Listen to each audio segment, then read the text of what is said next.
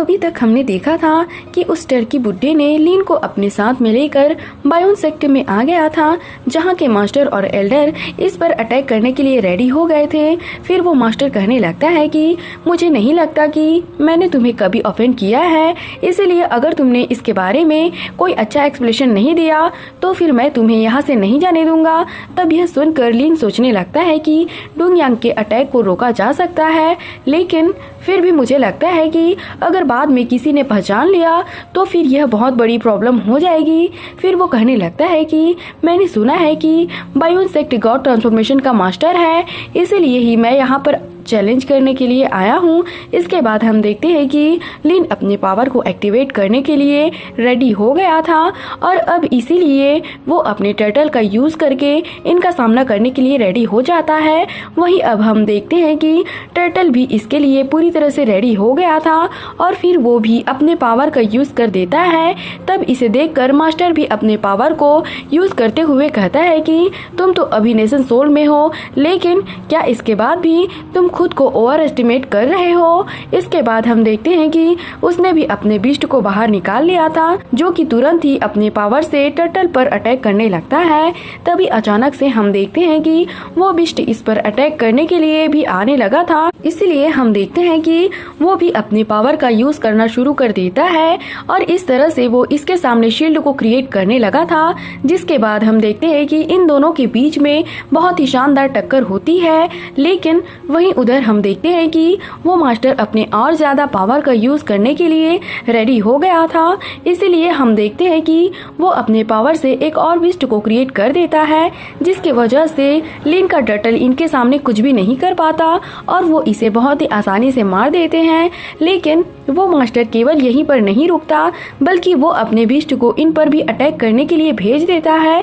मगर तभी हम देखते हैं कि वो भी अपने पावर का यूज कर देता है, इसीलिए यहाँ की सारी चीजें बिल्कुल एक ही झटके में फ्रीज हो गई थी और वे दोनों बीस्ट इसके सामने कुछ भी नहीं कर पाते। वहीं उधर हम देखते हैं कि लीन भी इस बात से हैरान हो गया था। तभी बूढ़ा कहने लगता है कि कल्टीवेटर का आर्टिस्टिक कंसेप्शन को टच मत करना, क्योंकि ये मैजिकल पावर के अंदर है और इसीलिए तुम इसे अच्छे से एक्सपीरियंस करो। अब इतनी बात कहने के बाद वो अपने पावर को वापस ले लेता है, जिसके बाद हम देखते हैं कि लीन मास्टर के आर्टिस्टिक कंसेप्शन में चला गया था, जहां पर हम देखते हैं कि उसके सामने बहुत सारे सोल दिखाई देते हैं और फिर वे सभी तुरंत यहाँ पर शॉक वेव को क्रिएट करने लगते हैं। तब इसे देखकर लीन अपने कान को बंद करने के लिए कोशिश करता है, लेकिन अब उसे पता चलता है कि डिवाइन पावर को ब्लॉक नहीं किया जा सकता। जिसके बाद वो मास्टर कहने लगता है कि यह सोल बहुत ही क्रूएल है। तभी अचानक से हम देखते हैं कि वे इस पर अटैक करना शुरू कर देते हैं, जहां पर लीन इनको रोकने के लिए कुछ भी नहीं कर पाता और अब इसीलिए हम देखते हैं कि उसे अपने साथ में हुई सारी चीजें रिपीट होने लगती हैं। इसके बाद हम देखते हैं कि लीन इसमें फंस गया था, लेकिन तभी वो बुढ़ा अपने पावर का यूज करके इसे ब्रेक कर देता है। फिर वो कहने लगता है कि ये उतना भी बुरा नहीं था और इसीलिए मैंने इसे मिस नहीं किया। लेकिन वहीं अब हम देखते हैं कि लीन इसके बारे में ध्यान से सोचने लगता है, जहां हम देखते हैं कि उसे इसके बारे में सारी चीजें समझ में आने लगी थी और फिर वो कहने लगता है कि इस आदमी की क्रूएलिटी तो हद से भी पार हो गई है। लेकिन अब ठीक से सोचने पर उसे इसके बारे में सारी चीजें समझ में आ गई थी, इसीलिए वो कहने लगता है कि ये तो असल में आर्टिस्टिक कॉन्सेप्शन है।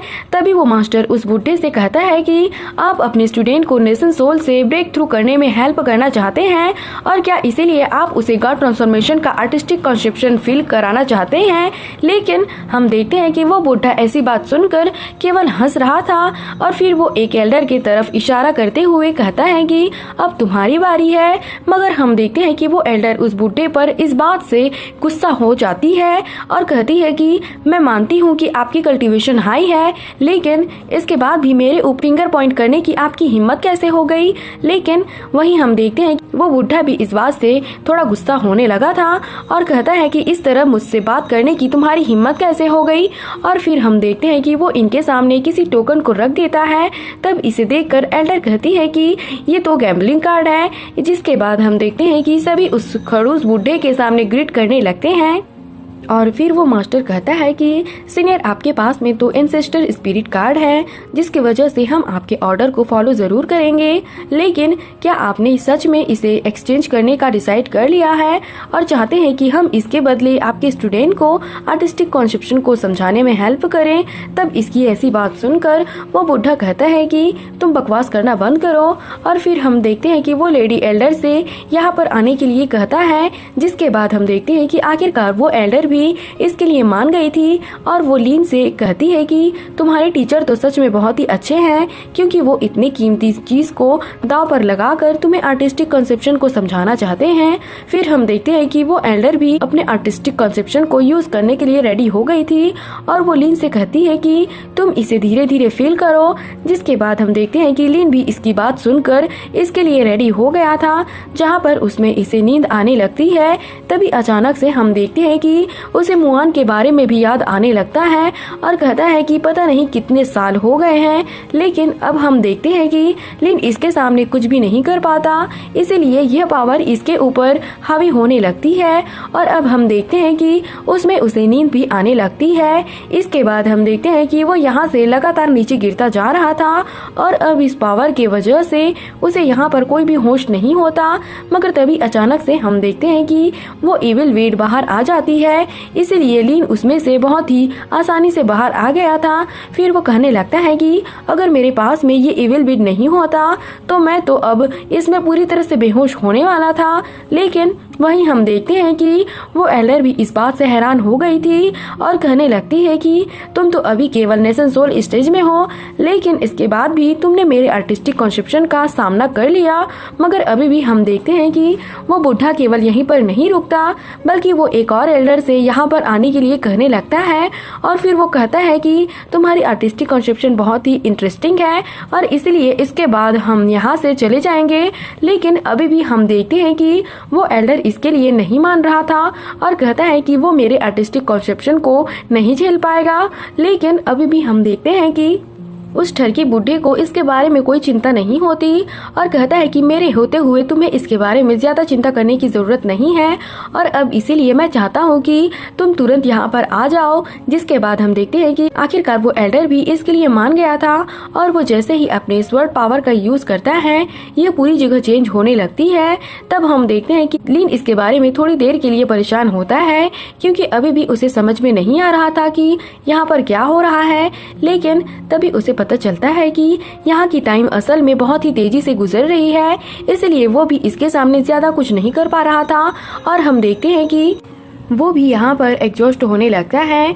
लेकिन अभी भी लीन इतनी आसानी से हार मानने वाला नहीं होता, इसीलिए हम देखते हैं कि वो भी अपने पावर का यूज करना शुरू कर देता है ताकि वो इसे रोक सके। मगर फिर भी हम देखते हैं कि यहाँ पर उसकी कोई पावर किसी काम की नहीं होती, क्योंकि इस पावर की वजह से इसकी एज बहुत ही तेजी से बढ़ने लगती है और इसीलिए इसमें इसकी ताकत भी कम होने लगी थी। फिर हम देखते हैं कि वो अचानक से नीचे गिरने लगा था और फिर इस तरह से वो इसमें से बाहर आ जाता है। इसके बाद वो कहने लगता है कि इसकी पावर तो स्पिरिचुअल पावर को भी खत्म कर सकती है और इसीलिए यह तो सच में काफी खतरनाक है। वहीं वो एल्डर कहता है कि मैंने अपने आर्टिस्टिक कंसेप्शन का यूज कर दिया है। तब इस पर वो बुढ़ा कहने लगता है कि हाँ, तुम्हारी पावर सच में कमाल की है, इसीलिए अगर तुम अपने इस लाइफ में कामयाब हो गए तब यह चीज जरूर ही हेवन डिफाइन की जैसी होगी। इसके बाद हम देखते हैं कि उस बुढ़े ने इनको ये कार्ड दे दिया था और वो तुरंत लीन के साथ में वहाँ से चला जाता है। फिर वो कहने लगता है कि मेरी एज काफी ज्यादा हो गई है, इसलिए मैं केवल 1 लाख माइल तक ही टेलीपोर्ट कर सकता हूँ। तभी लीन उससे एंसेस्टर स्पिरिट कार्ड के बारे में पूछने लगता है, क्योंकि उसे इसके बारे में कुछ भी नहीं पता था।